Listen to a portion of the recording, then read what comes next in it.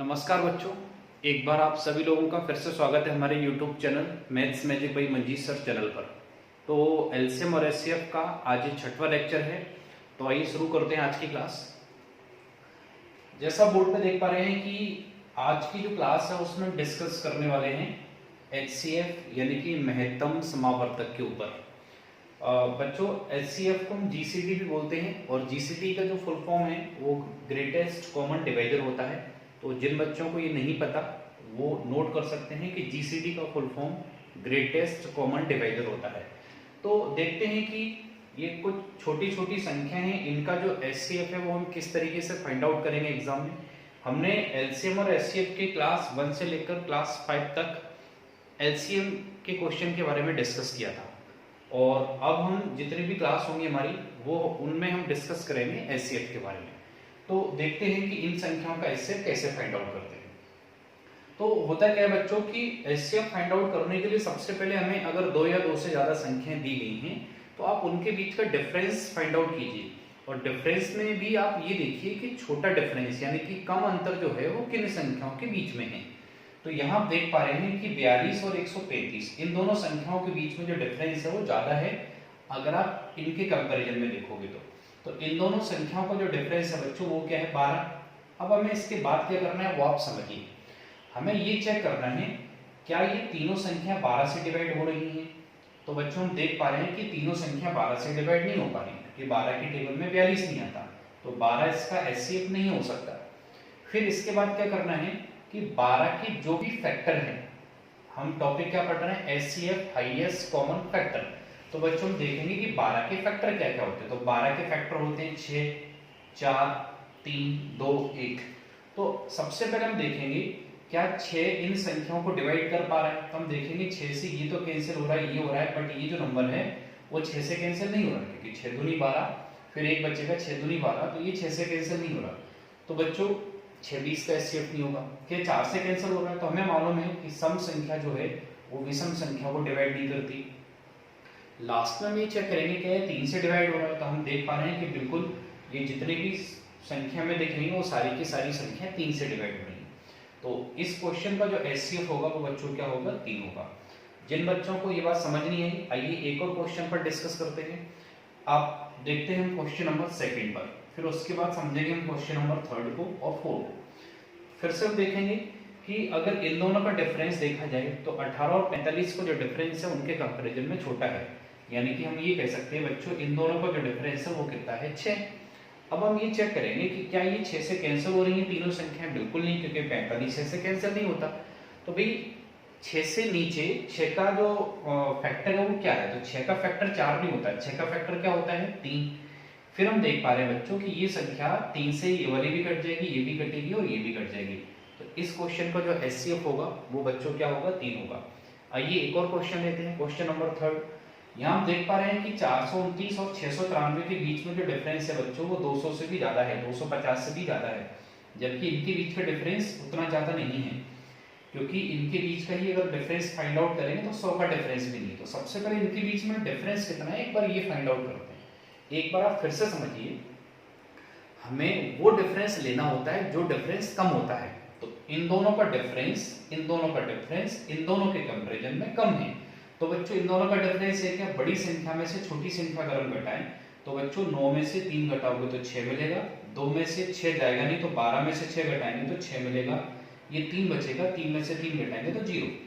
अब हम ये देखेंगे कि ये तीनों संख्याएं क्या 66 से डिवाइड हो रही है, क्या 66 से ये तीनों संख्या डिवाइड हो रही है? तो बिल्कुल नहीं, क्योंकि बच्चों आप ये बात बहुत अच्छे से जानते होंगे, और नहीं भी जानते हैं तो इस बात को नोट कर लीजिए आप कि इवन नंबर से ऑड नंबर कभी कैंसिल नहीं होता।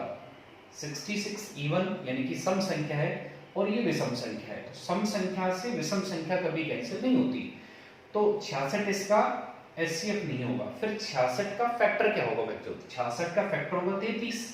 क्या 33 से तीनों संख्याएं कट रही? तो आप देख पा रहे होंगे कि 33, हम चाहे तो यहाँ 3 और 11 दोनों की डिविजिबिलिटी भी चेक कर सकते हैं। 3 की डिविजिबिलिटी आप यहाँ देख पा रहे हैं कि भाई ये भी 3 से कैंसिल हो रहा है, 4 2 6 और 9 15, ये भी 3 से कैंसिल हो रहा है, ये भी हो रहा है। बाकी 11 की डिविजिबिलिटी भी आप चेक कर सकते हैं कि 3 और 3 6, 6 से 6 कट जाएगा, 9 4 13, 13 और 2 का डिफरेंस कितना होता है 11, तो ये भी 11 से डिविजिबल है। ऐसे ही बच्चों 6 और 3 9, 9 से 9 कट जाएगा।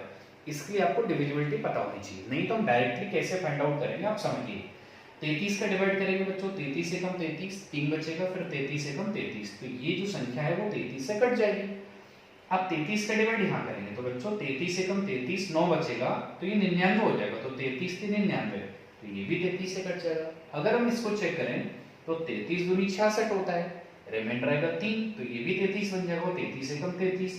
तो बच्चों ये तीनों की तीनों संख्याएं जो है वो 33 से डिवाइड हो रही है, तो इस क्वेश्चन का जो एचसीएफ होगा वो क्या होगा 33। इस मेथड के अलावा और भी हमारे पास मेथड होंगे। जब हम एचसीएफ के बहुत सारे क्वेश्चन करेंगे तब हम देखेंगे कि ऑप्शन की सहायता से बीच में ही हम बता सकते हैं कि इसका एचसीएफ क्या आने वाला है, हमें इतना डिटेल में जाने की जरूरत ही नहीं पड़ेगी। आइए एक क्वेश्चन और लेते हैं। आप देख पा रहे हैं कि इन दोनों का डिफरेंस जो है वो 30 है, और इन दोनों का जो डिफरेंस है बच्चों वो 30 से ज्यादा है, तो ज्यादा वाला डिफरेंस आपको लिखना ही नहीं है। अब आपको ये पता करना है क्या ये तीनों संख्या 30 से डिवाइड हो रही हैं, तो बिल्कुल नहीं, क्योंकि 30 से 165 डिवाइड नहीं होता। तो बच्चों 30 का दूसरा फैक्टर क्या होगा, यानी कि उससे छोटा वाला फैक्टर क्या होगा, तो 30 से छोटा वाला फैक्टर क्या होगा 15। क्या 15 से डिवाइड हो रही है, तो हम देख पा रहे हैं 15 चौक 60, 15 छक्के 90 और 15 एकम 15, 15 एकम 15, यानी कि 11 टाइम्स डिवाइड होगा। तो इसका जो एचसीएफ होगा वो बच्चों क्या होगा 15 होगा। तो उम्मीद करता हूँ ये 4 क्वेश्चन आपको अच्छे से समझ आए होंगे। आइए हम एचसीएफ के थ्योरेटिकल यानी कि थ्योरी वाले क्वेश्चन लेते हैं और वहां हम देखेंगे कि किस तरीके से हमें एचसीएफ फाइंड आउट करना है। तब तक आप ये 4 क्वेश्चन को नोट कीजिए।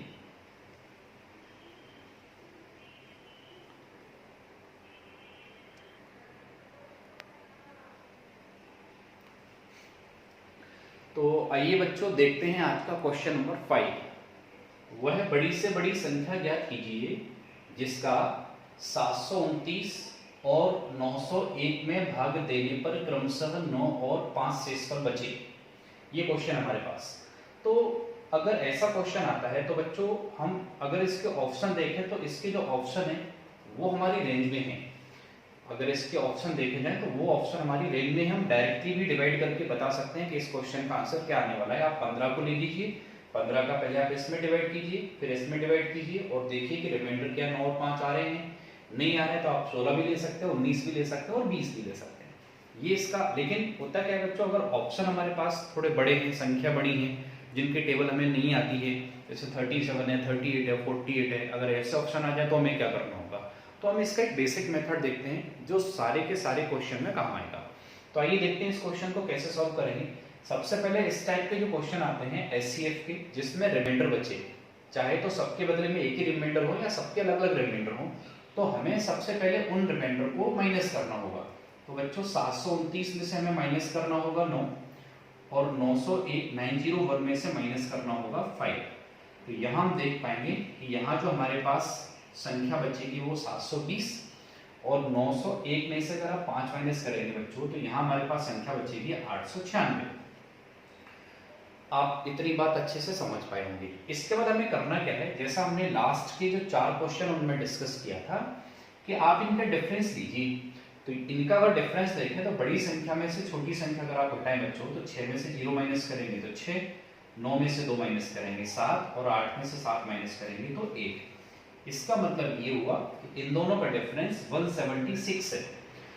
तो फिर हमें करना क्या होगा, इसी का कोई ना कोई एक ऐसा फैक्टर होगा, इसका कोई ना कोई एक ऐसा फैक्टर होगा जो कि इन दोनों संख्याओं को डिवाइड करेगा।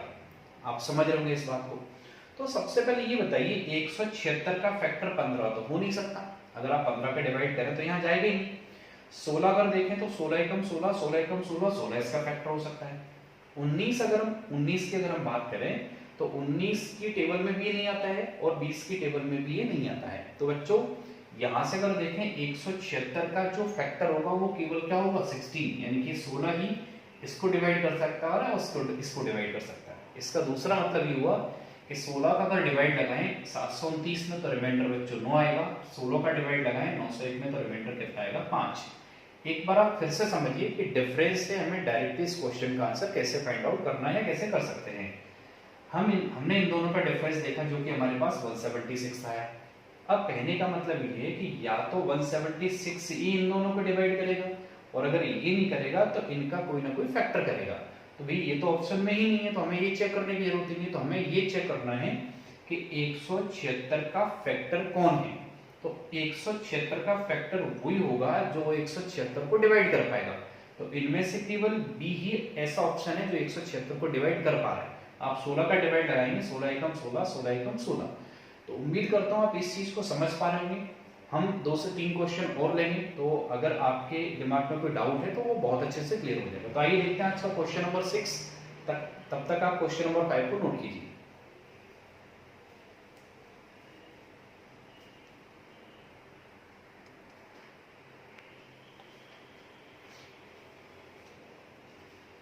आइए बच्चों डिस्कस करते हैं आज का क्वेश्चन नंबर 6। वह बड़ी से बड़ी संख्या ज्ञात कीजिए जिसका 411, 684 और 821 में भाग देने पर क्रमशः 3, 4 और 5 शेषफल बचे। तो वह बड़ी से बड़ी संख्या ज्ञात कीजिए जिसका इन सब में भाग देने पर ये रिमाइंडर बचे। तो सबसे पहले ये क्वेश्चन एचसीएफ का है और इसमें इनके जो रिमाइंडर हैं उनको माइनस करने के बाद हमें इनका एचसीएफ फाइंड आउट करना पड़ेगा। तो देखेंगे कि इस क्वेश्चन का जो आंसर है वो क्या आने वाला है। तो बच्चों 411 में से सबसे पहले माइनस करेंगे 3, फिर हम 684 में से माइनस करेंगे कितना 4 और 821 में से माइनस करेंगे हम 5।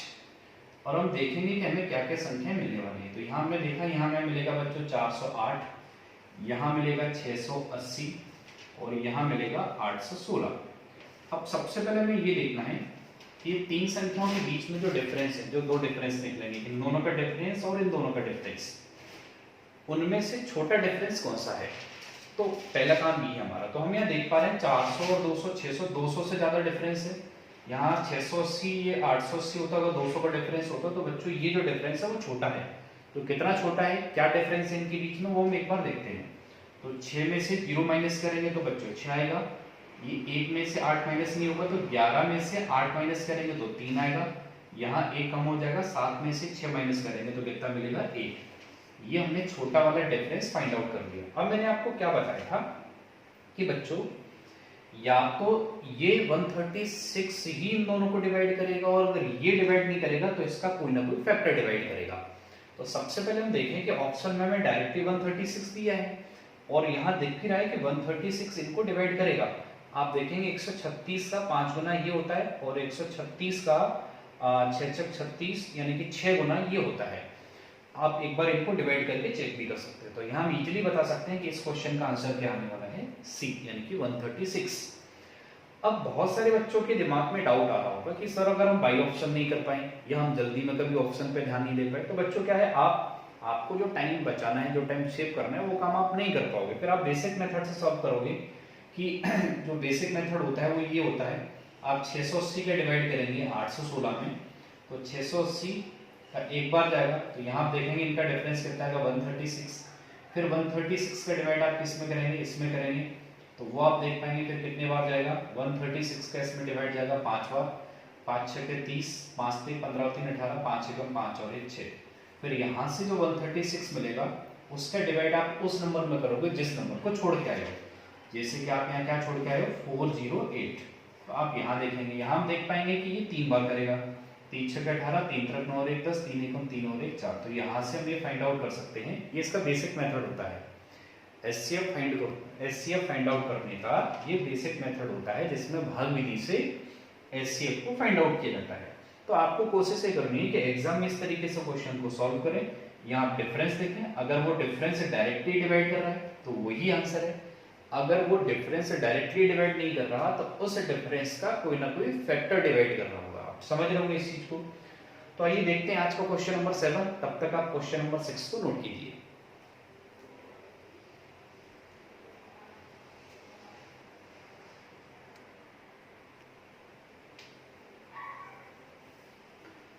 आइए बच्चों देखते हैं आज का क्वेश्चन नंबर 7। वह बड़ी से बड़ी संख्या क्या होगी जिसका 1657 और 2037 में भाग देने पर शेषफल यानी कि रिमाइंडर क्रमशः 6 और 7 बचे।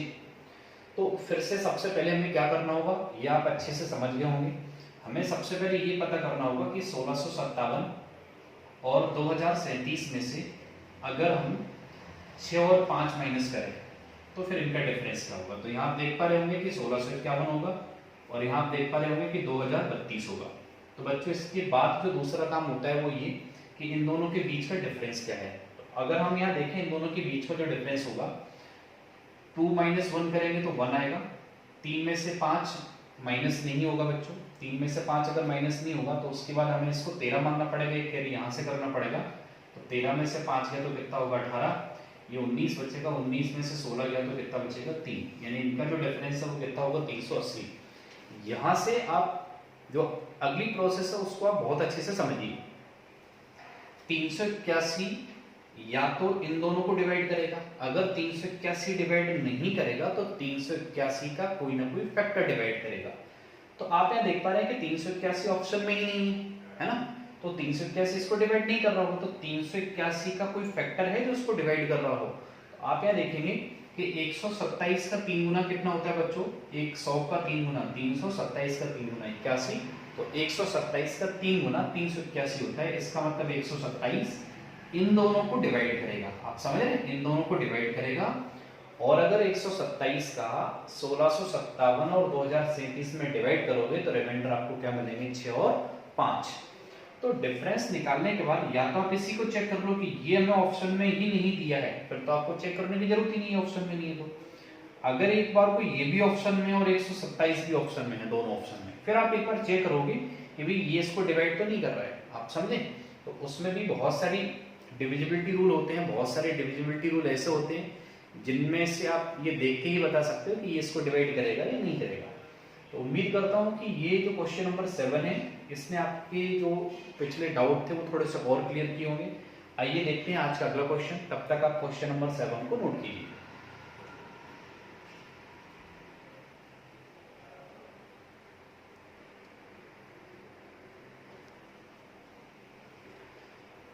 आइए बच्चों डिस्कस करते हैं आज का क्वेश्चन नंबर 8।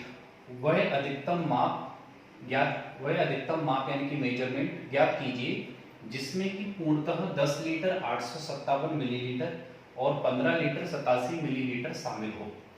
इस क्वेश्चन का मीनिंग क्या है पहले आप वो समझिए कि आपको एक ऐसा बर्तन बताना है, एक ऐसे बर्तन की माप बतानी है जिससे कि ये जो दोनों धारिता हैं, ये जो दोनों मेजरमेंट है, इनको कोई अच्छे से मेजर कर पाए, है ना।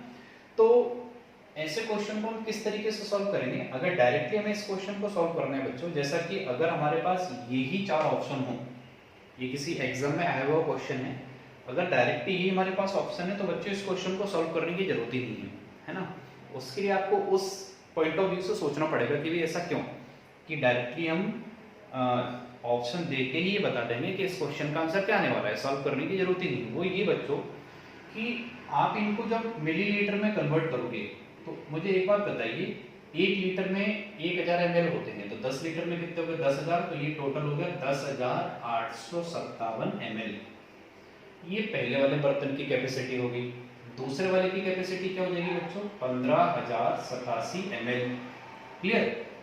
अब इन दोनों को हमें क्या करना है, मेजर करना है। मेजरमेंट करना है किससे है, इनसे करना है। तो मुझे एक बात बताइए, क्या कोई सम संख्या किसी विषम संख्या को डिवाइड कर सकती है, कभी नहीं। तो बच्चों ये 3 जो ऑप्शन है वो तो डायरेक्टली खत्म हो गया, हमारे पास ऑप्शन क्या बचा केवल डी, ठीक है ना। तो उम्मीद करता हूँ ये चीज समझ में आई होगी। आप एक बार और समझिए, या जिसको ये चीज नहीं पता वो एक बार नोट करके लिख लीजिए कि जो इवन नंबर है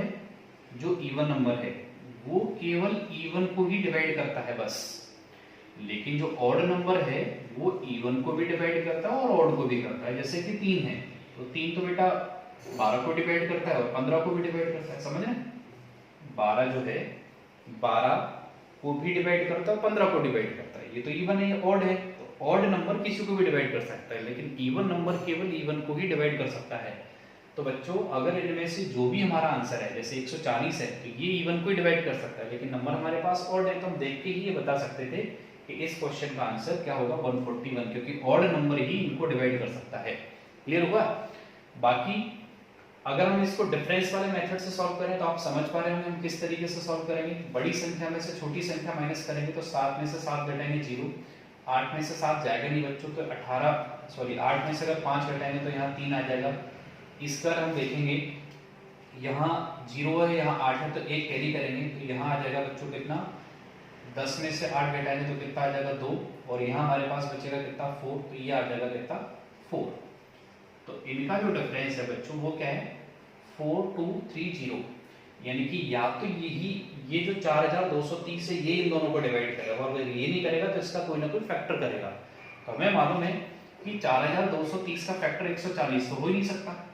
138 की टेबल भी अगर 4 बार पढ़ेंगे या 3 बार पढ़ेंगे तो 423 नहीं मिलेगा, 142 पे भी नहीं मिलेगा, 141 पे मिल जाएगा, क्योंकि 141 का 3 गुना क्या होता है 3 एकम 3, 3 चौक 12, 3 एकम 3 और 1 4, 423, मतलब ये कितने 30 बार इसको कैंसिल करेगा। तो इसका जो फैक्टर है वो केवल ये वाला ऑप्शन है। एक से ज्यादा अगर ऐसे ऑप्शन होते हैं तो बाकी और भी चीजें होती हैं जिनमें हम डिविजिबिलिटी से बता सकते हैं कि हमारे क्वेश्चन का आंसर क्या आने वाला है। तो उम्मीद करता हूँ कि आज की क्लास में हमने जितने भी क्वेश्चन डिस्कस किए ये आपको बहुत अच्छे से समझ आए होंगे। अगली क्लास में फिर मिलते हैं एक अलग टाइप के क्वेश्चन के साथ, तब तक आप अपना बहुत ख्याल रखिएगा। Thank you.